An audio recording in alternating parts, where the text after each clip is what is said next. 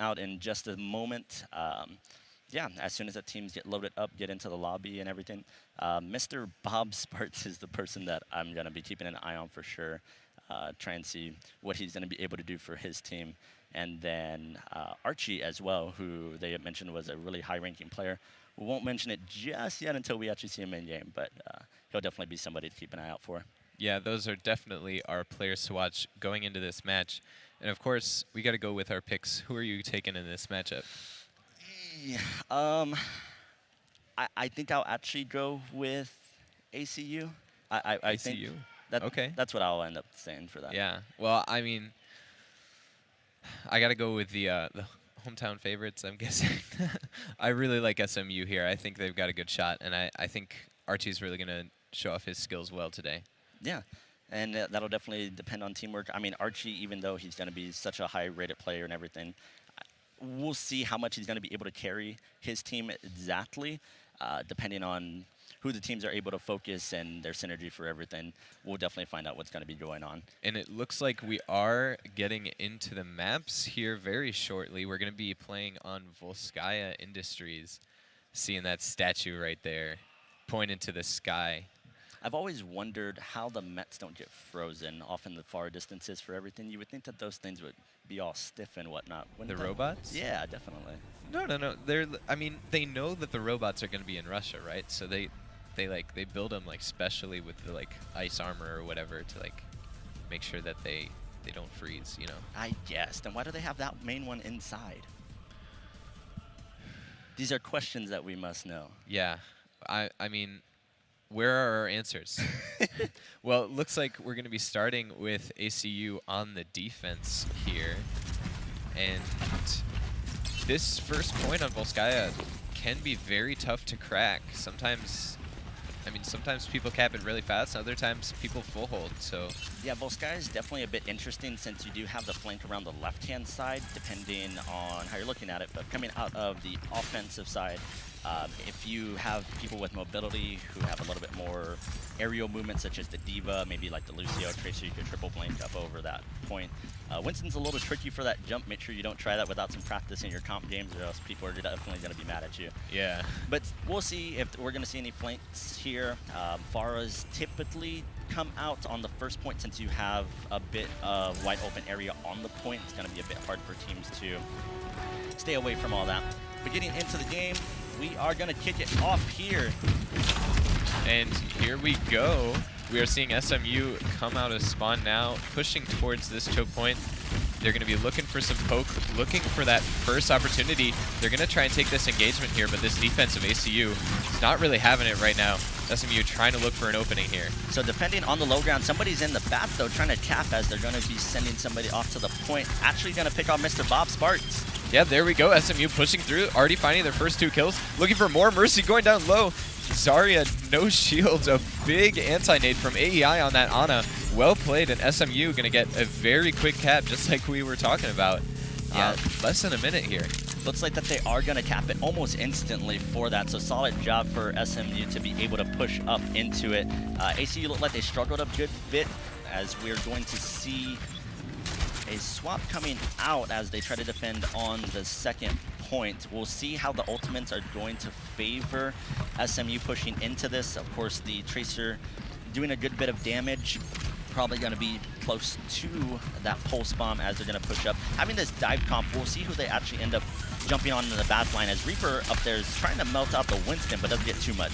I'm very interested in, I mean, I wonder why they decided to go for this Hanzo switch on this defense. I mean, personally, I would have gone for like a Pharah or a Junkrat, just try and get as much damage and disruption into this SMU offense as possible. But look, like I said, the Hanzo is not working. Already 2 kills, make it 3, make it 4 with the Diva Bomb from Vespa there. And it's just going to be cleaning up the rest of this fight for SMU.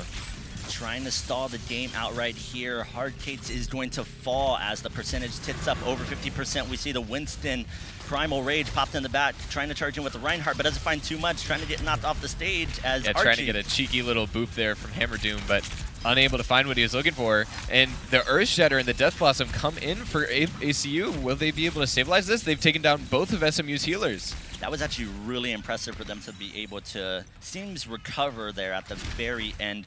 We did actually see the Reaper ultimate coming out on the point, probably being able to dish out enough damage for the rest of the team to be able to stabilize on the point. So ACU, solid job on the defense. Ooh, somebody's contesting though. Yeah, I'm not really sure what they were going for there. Maybe just trying to get a little bit of extra percentage. But, I mean, I thought that fight was all but over. I thought we were going to be seeing ACU get ready for their attack run here. But great stabilization by them. And they've still got some ults left to work with. Yeah, seeing that we do have the sound barrier going to possibly come out. We actually have the grab lead off the fight, though. D.Va will be trapped in. They're going to get dematched, and Winston will fall as well, as it seems it's all but clean up here, and the defense will likely hold, trying to kill the baby D.Va. Gets her in the very end. And, you know, I know that Sombra's really strong right now, but I think it's time for SMU to give up on the Sombra pick. Yeah, likely. It's really reliant, of course, on being able to kind of take the team by surprise. You got to get that EMP up extremely quickly. But once the team actually knows that you're running it, and then once you're running it consistently, it can be a bit hard to catch people off guard, since they're knowing, hey, maybe we have to hide some of our healers, save their ultimates, maybe save some of their offensive abilities so they can pop out around the corner afterwards. As Archie's kind of just around the corner poking, we'll see who's jumping in here. We'll see. They're ready to jump in yet again. The Nano goes on to Hammerdoom on that Winston. They've already got the first kill. There goes that Reinhardt. Another big anti-nade from AEI. Fantastic Ana play from this SMU offense. They're going to keep going, but another Death Blossom comes through. Zathras taking down 2, and that might be all. Vespa trying to fight back, though. Can SMU stay on this point? They're really struggling here. It looked like that it was all over, but then the Reaper comes in, of course, with the Death Blossom as Archie's coming back from spawn. We'll see if he's going to be able to make it up to his team in time. Mr. Bob is going to take out victory there on the point, and it looks like they will stabilize once more. ACU, solid job to be able to hold off again. Now, mind you, SMU did end up getting the second tip there, so they'll only need to capture 33.3% left in order to actually take the second point. Yeah, they've had that second tick, but they got even more percentage onto that. ACU just trying to hold on tight here, trying to give themselves a chance on offense. And we haven't seen too much of the swap here. I believe that we saw Smacks, and I know that he was on the Brigitte a little bit earlier, as they're actually diving back on the point. Here we go. Yeah, here comes that dive. Hammerdoom on the Winston coming through, but the rally coming out for that ACU defense, keeping everybody nice and armored up, even after yet another big anti-nade from AEI, almost the entire team caught.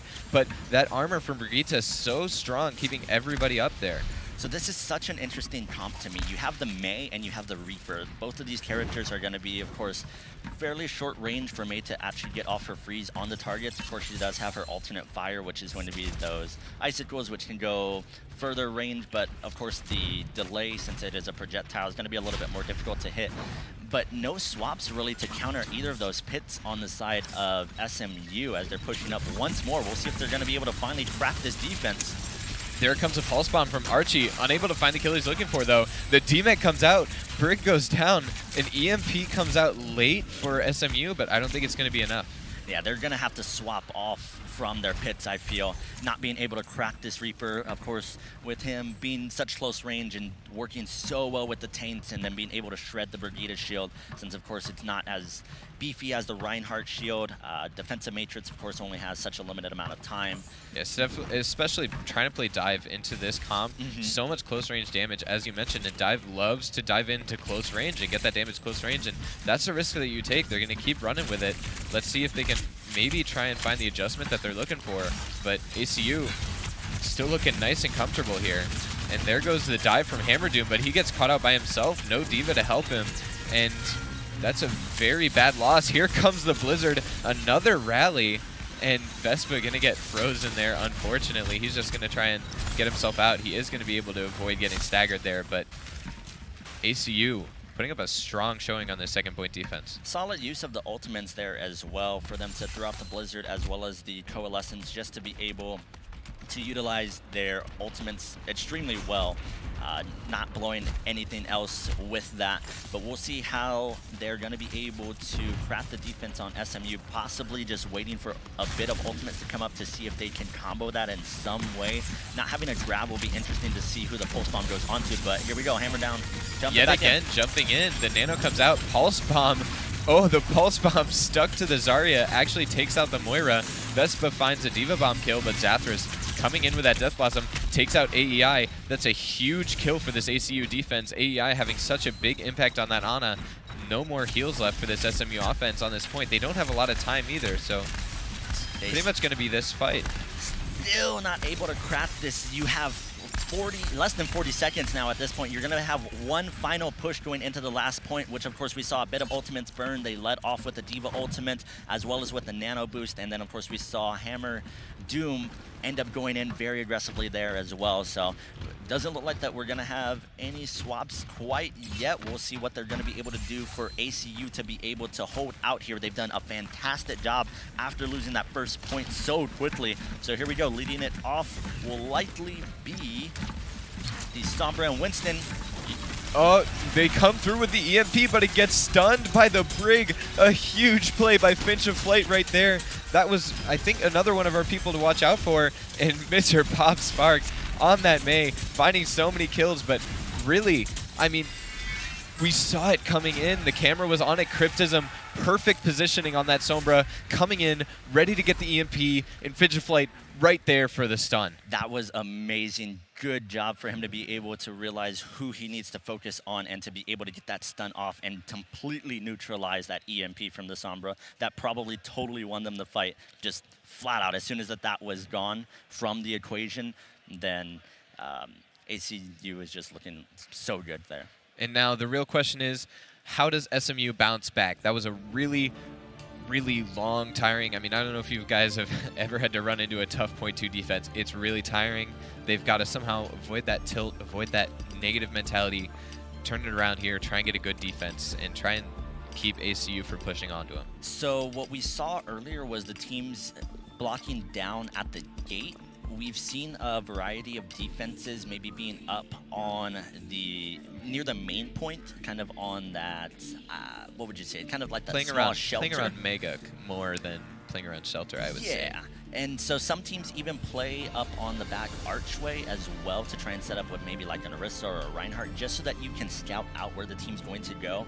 And then you have the versatility to be able to jump down onto the point, or of course if the attackers jump up to you, you can also jump down, because of course you can jump down rather than trying to jump up on people that don't have the mobility like a Reinhardt, maybe like a Reaper, who of course takes time to be able to get back up and all of that. So we'll see where they end up defending as we get into the side swap here, as we'll see ACU take their crack at the offense and see what they're able to do. Of course, SMU putting up such a quick time for the first point. Of course, it's not always how you start off, it's how you finish. So SMU getting up to that 80.3%. So we'll see if they're going to be able to craft that. Of course, they only have to beat that percentage, so 80.4 will win them the game. But of course, they have to get past this first point in order to do that, as they're pushing up through the choke. Looking for their engagement here. They're playing with more close-range DPS once again. SMU, recognizing it, is going to back up towards that mega point that, like I was talking about, Mr. Bob Sparks reflecting that Ryan Fire Strike, killing AEI. No more Ana healing for this defense. Lendis is going to get D-Max and taken out, but there goes Hammer Doom on that Reinhardt. And I don't think there's much staying power here for this SMU defense. Yeah, definitely not. Looks like first point is going to go a similar way over for ACU. So solid job from them to be able to solidify this. Of course, getting good kills on their DPS will charge a good bit of ultimate, so we'll see what they're going to be having up going into the second point. Bob Sparks, as mentioned, he was going to be a person that we needed to keep an eye out for, and it looks like that he is showing up big here for that ACU. Yeah, and we're going to be seeing them coming in here. We do see a few swaps for the SMU defense. They have a Brig, they have a Soldier. Will that be enough for them? And Smag's already starting off with a kill, but Bob Sparks with that Dragon Blade finds 2, looking for more, but Cryptism says, I don't think so. 3 kills on the Junkrat from Cryptism, make it 4. He is just landing pipe after pipe onto this ACU offense, and Lendis, oh. Oh no. The baby diva. The poor Stagger here. Ooh. She's going to have such limited options. There's a possibility that she can get back in the mech, but solid job from Grip to be able to just destroy the Genji after he took out a few of his teammates. Good positioning from them to be able to split up around the openings onto the point so that everybody didn't get totally just annihilated by the Genji blade. So we'll see a Mei on defense as well. Yeah, we're going to be seeing Cryptism switching to the Mei. Apparently they really liked the way ACU played that Mei. They're going to try and play him back into him. And let's see, ACU trying to push in here. There comes a sound barrier for this offense, keeping everybody nice and healthy. Primal Rage comes through. The Death Blossom from Zathras finds AEI. Reinhardt so low. Can he take down Hammerdoom? Both supports down for this defense already, and it's looking like doom for SMU right now. So many people are dying. Paco to Taco on this Winston, finishing off so many kills. Yeah, late grab came out right here. They're trying to get back to the point. Smats ended up popping that rally. Doesn't get there in time. Looks like ACU will take game 1. And look at that. ACU taking Volskaya almost in dominating fashion. I mean, after that .2 defense, I would definitely say dominating fashion. But here's that play the game from Cryptism on Junkrat. Yeah, solid job for them. It feels like they just needed just a moment to try and figure it out from how SMU was actually coordinating their attack. And I got to give big props to the Reaper, even though, of course, Junkrat on the screen there with the play of the game. But look at that, 34 eliminations on the point. I wonder what the percentage of that is going to be overall. It's got to be really high.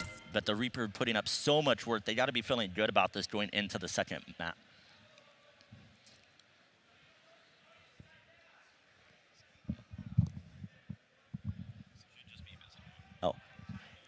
Yeah, actually, we actually aren't going to be going into a second map. These matches are best of 1, as far as I understand it.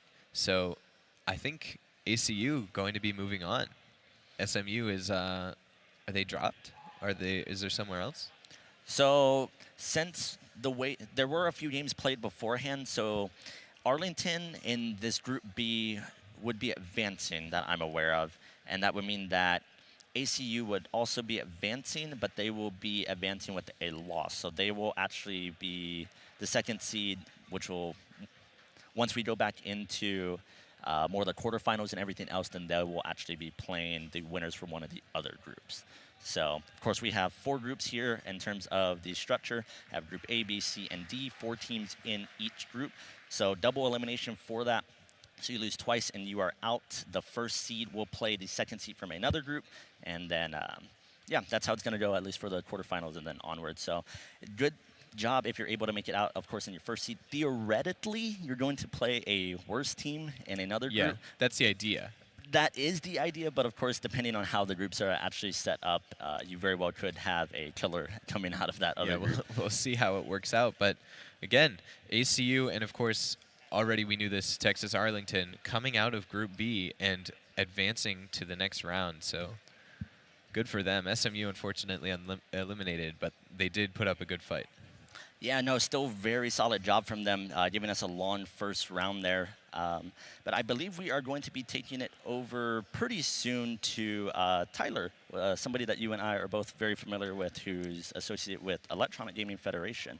Yeah, I am very familiar with him. He's going to be doing our first Power Talk here at OP Live, and this is something unique to our events. They are the Powered Talks, not Power Talks. Basically, instead of having these incredible individuals, often, some conference room somewhere locked away from everybody, where you can never even seem to find them, we wanted to bring them on stage, give them a little bit of time, and really give high-level and impactful talks about the gaming industry and how anyone can truly be a part of it. Yeah, no, it's a great thing. At a lot of events and things you'll go to, they always have the panels, but they're always off in some random room, and then you can't find them, but then it's always limited to a certain amount of people. So being able to actually have them talk to the people that are actually here and everything else. You got to buy the season pass to get into the Yeah. conference. But no, I think that's a wonderful thing. It's not something that most events actually set up, and so being able to have these people for everybody to be able to see and then have them reach a larger audience, I feel is just a wonderful thing that's being brought to you here. So